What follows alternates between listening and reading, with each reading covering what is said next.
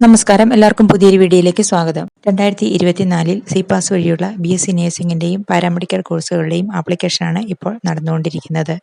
BSc nursing, BSc MLT, bachelor of physiotherapy, BSc medical microbiology, BPharm, lateral entry എന്നീ കോഴ്സുകളാണ് C-pass വഴി apply ചെയ്യാൻ സാധിക്കുന്നത്. അപ്ലൈ ചെയ്യുവാനുള്ള ലാസ്റ്റ് ഡേറ്റ് ജൂൺ 20 ആണ്.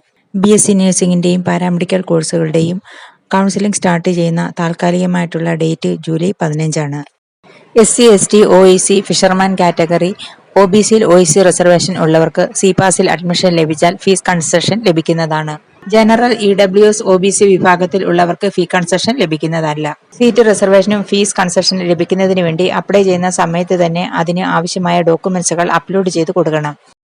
സി-പാസിൽ അപ്ലൈ ചെയ്യുന്നവർക്ക് ചില ഗ്രാമപഞ്ചായത്തുകളിൽ താമസിക്കുന്നവർക്ക് റീജിയണൽ റിസർവേഷൻ ലഭിക്കുന്നതാണ്.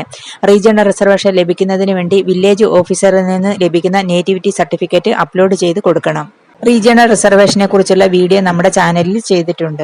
അപ്ലോഡ് ചെയ്ത് കൊടുക്കുന്ന ഡോക്യുമെന്റ്സുകൾ ക്ലിയറും പ്രോസ്പെക്ടസിൽ പറഞ്ഞിരിക്കുന്ന സൈസിലും വാലിഡിറ്റി കഴിയാത്തതും ആയിരിക്കണം. ക്ലിയർ അല്ലാത്തതും വാലിഡിറ്റി കഴിഞ്ഞതുമായ ഡോക്യുമെന്റ്സുകൾ അപ്ലോഡ് ചെയ്താൽ അത് റിജക്റ്റ് ആകും. നിങ്ങളുടെ ആപ്ലിക്കേഷനിൽ എന്തെങ്കിലും തെറ്റുകൾ ഉണ്ടോ എന്ന് പ്രൊഫൈലിലൂടെ മനസ്സിലാക്കുവാൻ സാധിക്കുകയില്ല.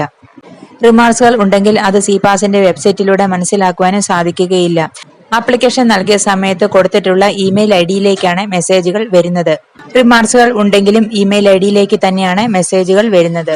അതുകൊണ്ട് നിങ്ങളുടെ ഇമെയിൽ ഐഡി റെഗുലറായിട്ട് ചെക്ക് ചെയ്യണം. കറക്ഷൻസ് ഉണ്ടെങ്കിൽ നിങ്ങളുടെ മെയിൽ ഐഡിയിലേക്ക് ഇതുപോലെ മെസ്സേജ് വരും. അതിൽ എന്തൊക്കെയാണ് കറക്റ്റ് ചെയ്യേണ്ടത് എന്നും കറക്റ്റ് ചെയ്യാനുള്ള ലാസ്റ്റ് ഡേറ്റും കൊടുത്തിട്ടുണ്ടാകും. ആവശ്യമായ ഡോക്യുമെന്റ്സുകൾ നിങ്ങൾ അപ്ലൈ ചെയ്തപ്പോൾ അപ്ലോഡ് ചെയ്ത് കൊടുത്തിട്ടില്ല എങ്കിലും ഇതുപോലെ മെസ്സേജ് വരുന്നതാണ്. അപ്പോൾ ആ സമയത്ത് നിങ്ങൾക്ക് അപ്ലോഡ് ചെയ്ത് കൊടുക്കാത്ത ഡോക്യുമെന്റ്സുകൾ അപ്ലോഡ് ചെയ്ത് കൊടുക്കുവാനും കറക്റ്റായിട്ട് ബ്ലറായിട്ട് അപ്ലോഡ് ചെയ്ത് കൊടുത്ത ഡോക്യുമെന്റ്സുകൾ വീണ്ടും ക്ലിയർ ആയിട്ട് അപ്ലോഡ് ചെയ്ത് കൊടുക്കുവാനും സാധിക്കുന്നതാണ്. ആപ്ലിക്കേഷനിൽ മിസ്റ്റേക്കുകളൊന്നും ഇല്ല എങ്കിലും മെയിൽ ഐഡിയിലേക്ക് മെസ്സേജ് വരുന്നതാണ്. ആപ്ലിക്കേഷൻ വെരിഫൈ ചെയ്തതിന് ശേഷമുള്ള ആപ്ലിക്കേഷൻ സ്റ്റാറ്റസ് മെയിൽ ഐഡിയിലേക്ക് മെസ്സേജ് ആയിട്ട് വരുന്നതാണ്. അപ്ലൈ ചെയ്ത സമയത്ത് എന്തെങ്കിലും മിസ്റ്റേക്കുകൾ വന്നിട്ടുണ്ടെങ്കിലും ഏതെങ്കിലും ഡോക്യുമെന്റ്സുകൾ അപ്ലോഡ് ചെയ്ത് കൊടുത്തിട്ടില്ല എങ്കിലും നിങ്ങൾ റെഗുലറായിട്ട് ഇമെയിൽ ഐഡി ചെക്ക് ചെയ്യണം.